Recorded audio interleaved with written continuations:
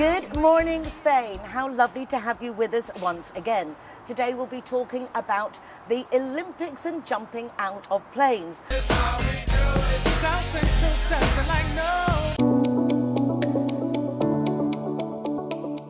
The skydiving method called Halo, initially utilized by the military, entails jumping from a very high altitude and deploying the parachute at lower heights. Pancho Campo, a former tennis professional, entrepreneur, and adventurer, will become, at the age of 62, the oldest non-military Spaniard to perform a jump from 25,000 feet, or 7.6 kilometers. The Halo technique is known for being one of the most dangerous skydiving jumps due to the high risk of hypoxia, requiring the jumper to breathe oxygen throughout the jump to prevent critical consequences. Pancho will also face the danger of hypothermia, as he will be exposed to temperatures of 30 degrees below zero. During this solo jump, Pancho will reach a speed exceeding 400 kilometers per hour in freefall. From the 14th to the 18th of August, at Drop Zone Denmark, Pancho's jump will take place to support the Planet Future Foundation, which helps young people in overcoming their fears and combating bullying. Support Pancho Campo and this amazing initiative. Watch it live on Instagram.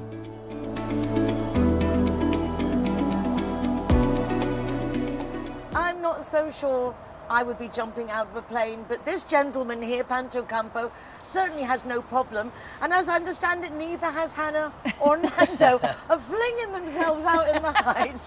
All of you. They're very different things, though. What we've done and Yes. the Halo jump is a very different thing. Different level. All I want to ask is, when it comes to that moment, why? I mean, why would Great you question. want to do this? Well, first of all, because I'm a skydiver. I go skydiving every other week. I love jumping out of planes.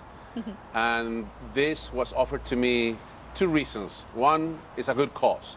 You know, we want to create awareness about the importance of protecting the mental health of the next generation. You know, according to the World Health Organization, a new report, 1 every 6 kids below the age of 15 suffer from bullying, and especially cyberbullying. And it touches me very deeply because my daughter was a victim of bullying. Impossible to think such a beautiful, normal child that could go through bullying, because it's just normal Yeah. children. It can There's be no anyone. reason for it. Yeah. And you know, Melissa, she owns the American College in Spain. We see that kids have attention deficit disorder. We don't tolerate bullying at all. But then we have all these addictions to the internet and TikTok and all that. So this jump is to create awareness how important it is to protect the mental health of our youth. Before we get into talking about this challenge that you're going to take up, you've been putting yourself in challenging situations your whole life. And I believe that your first steps into stardom was actually you're a professional tennis player. And you were at the Olympics. I was at the Olympics, and this is a very special week because we are in the middle of the Olympics. And every 4 years, you know, I get very emotional when I watch the opening ceremony because I was there. And for me, the opening ceremony of Barcelona, you know, with the guy throwing the talked about that the earlier, arrow, yeah. that was Impressive. Somebody- And Montserrat Caballé with Placido that Domingo wonderful- and Freddie Mercury. Freddie Mercury, Yeah. that was, for me, I just hear that Barcelona. Yeah, absolutely. No, for me, it was very emotional because it happened in the city where I was brought up, representing the country where I was born, which was Chile. And I remember when we were about to enter the stadium, all these people that were performing were coming out in tears, and all. Somebody grabbed me and said, you know that a billion people are gonna look at you now. And that's when oh my God. So I'm walking, and my player said, wave. To who? And I said, just wave. So I start waving, and I see Arnold Schwarzenegger, Fidel Castro, some of the American presidents, Kevin Costner, the Chilean president, the Queen and the King of Spain. So I'm like, hey. Hey, Pancho here. Wow. Also, because we were looking in the Olympics this year and seeing, for example, Tom Cruise watching Simone Biles, and exactly. watching these people really appreciating the excellence. And this is what your intention is now, is to do something that normally is a military exercise, that laymen don't do this. Yeah. So why are you this is a very dangerous jump you're going to do. Halo stands for high altitude, low opening. It was a technique used by the military to infiltrate, the enemy lines So they would open very high, not to be detected by the radars, and then open very low, and just land and do what they had to do. But now some crazy people like us are experimenting with this kind of jumps. It is considered as the most dangerous jump in skydiving because, first of all, it's 8 kilometers from where you're going to jump. Second, we need oxygen. 30 minutes before we board the plane, you have to start breathing oxygen to get rid of all your nitrogen, because as you go up, it could form bubbles. And it could happen the same So it's thing. like diving. But Exactly like diving. Wow. So I'm familiar with that, so that's not yes, a I problem. know you're also a diver. So you have to use the oxygen equipment throughout the entire jump. The temperature at the moment of my jump will be minus 35, minus 40 degrees Celsius. And this is the only thing that worries me. I'm so excited. I'm not even doing it. What it worries me is that I will reach a speed in free fall close to 500 kilometers per hour. How can you react and think? I mean, I know you're a prepared person. You dive, you skydive. I know that you're very trained in that respect, but how can one react in that kind of circumstance? Minus 30, 500. Well, I just did it yesterday, falling at 250. No, we got 310 we reached yesterday in free fall, just falling, it's called belly jump. And you just slow down, stabilize yourself, open the parachute, and hope for pray the that it will best, open. Is it like, did you have like safety parachutes? And We things? carry 2 parachutes. We carry three safety devices. You got the main parachute, which is the one that I release. Then the reserve, which if this doesn't happen, I can release it. But then I have a device in my back called AAD, Automatic Activation Device, that it detects speed and height. So if I pass out, for example, and below 1,000 feet, or if it detects that my terminal velocity at that height is not the adequate, it will trigger the reserve parachute. That's reassuring. Clever, yeah. Are the like that bit of it. parachutes the same as the normal parachutes you'd skydive with it, or is it a different For parachute? Halo? Yeah. No, exactly the same. Exactly the Yeah. same. The only thing that changes is, of course, your outfit, because you got to protect yourself from the low temperatures, and the oxygen equipment. Okay. Because up there's no oxygen, so hypoxia, it's Yeah. very dangerous. You passed out and that's it. And you'd be in a different type of aircraft, right? I still don't know which aircraft I'm going. Okay.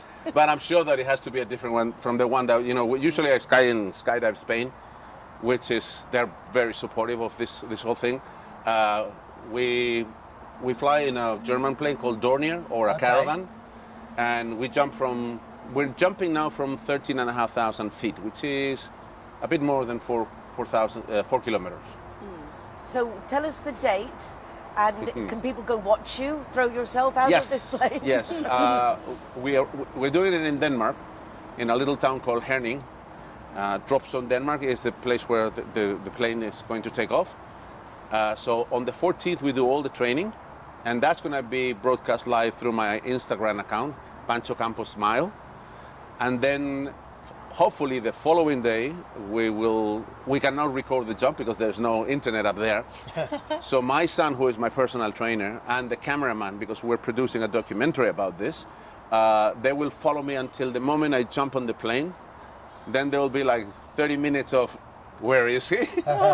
And the cameraman and my son will be waiting for me and connect live as soon as they see the parachute Can't open. they put like a camera on the Amazing. plane, on the underside of the plane, to watch you jumping? We carry 6 cameras on the plane, but we don't have internet up there. So I have one here.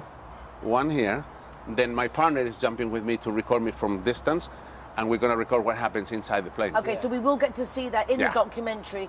Just at that live moment, there's going to be like waiting for when they launch the moon rocket. That Yeah, I was just waiting, thinking that that, moment. Yeah, exactly. Will they make it through? Yeah, the problem is, I tend to get emotional because it's my son waiting for me, and of course, I'm gonna want to hug him and say, so how do we do? I hug you and you continue broadcasting, because I'm sure he's gonna be nervous as well, saying, oh, where's my We're dad? nervous for you, and we're not related. The world is nervous for you. But it's exciting, it's a challenge. It's in my bucket list, and the cause behind it, I think, is worth it.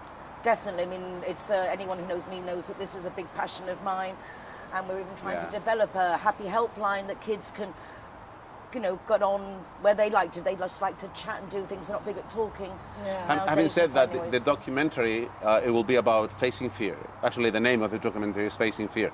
And it's all about overcoming your fears, because we believe that fear is what stops you from achieving great things in life. And I couldn't be a better tennis player because I couldn't manage my stress. I was worse than John McEnroe. Oh, that was embarrassing.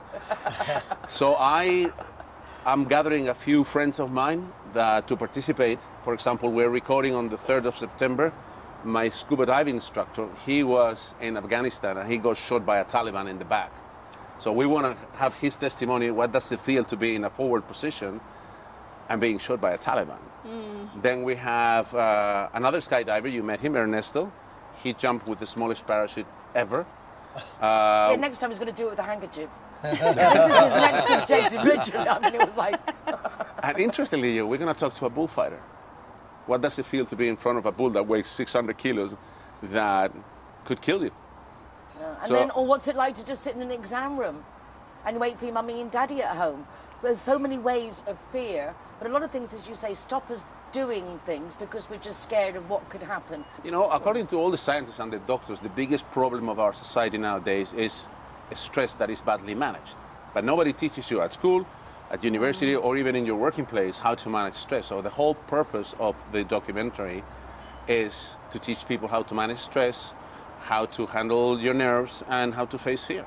Even Simone Biles, when I saw her the other day in the Olympics, you could see her saying to herself, "You've got this." Yeah. So even the best of the best have to give themselves self-talk. I can do this. But remember, she retired in the last Olympics after winning 2 gold medals. She retired because of mental problems. Yeah. And she stayed away from competition for a long time.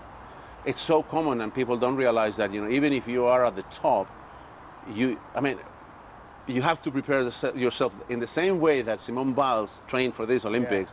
You got to train in your personal life as well. Not Take physically, but mentally, your Absolutely. diet. Take control. Arguably, she's not even the best of the best. She's the best of the best because she does it well. Yeah. Yeah. And there you have it. Pancho, best of luck. Thank you so much. I know it's going to be great, and we'll see you on the other side. Come back and tell us how it was. We're looking forward to it. Pancho Campos Smile, if people want to follow Definitely. it. At Pancho Campos Smile. We are starting to broadcast some of the preparation. My son has me under this very strict routine of, diet and exercise and mental training. He must be enjoying the power. And if I was your son and it was my turn, it'd be mwah. I'm Dad. trying to get him on the plane with me and jump in tandem, of course. And he's the only one of the family. My wife has jumped twice. My daughter has jumped. Her screaming could be heard in all of Florida. But my son, he's very good in MMI, these fighting techniques. I said, but you're so courageous and you're so aggressive. How can you not come with me in the plane? Face your fears. No, Daddy, that's not for me. Yeah. Leave the kid alone. As I said, right, leave the kid alone. Each to his own. Pancho, thank you so much. Thanks to you.